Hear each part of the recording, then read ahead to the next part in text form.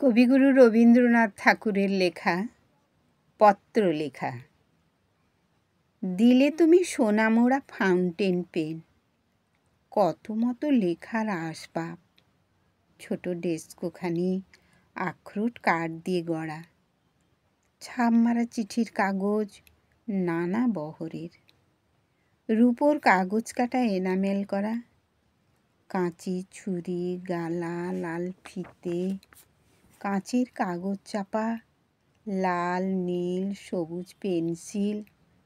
বলে গিয়েছিলে তুমি চিঠি লেখা চাই একদিন পরে পরে।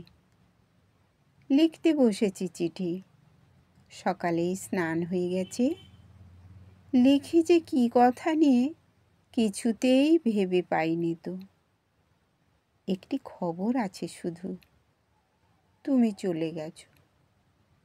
সে খবর তোমারও তো জানা, তবু মনে হয় ভালো করে তুমি সে জানো না। তাই ভাবি এ কথাটাই জানাই তোমাকে, তুমি চলে গেছো। যতবার লেখা শুরু করি ততবার ধরা পড়ে এ খবর সহজ তো নয়। আমি নই কবি, ভাষার ভিতরে আমি কণ্ঠস্বর পারিনি তো দিতে।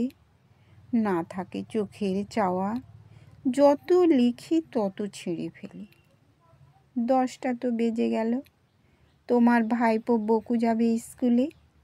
যাই তাকে খাইয়ে আসি গে। শেষবারেই লিখে যাই তুমি চলে গেছো।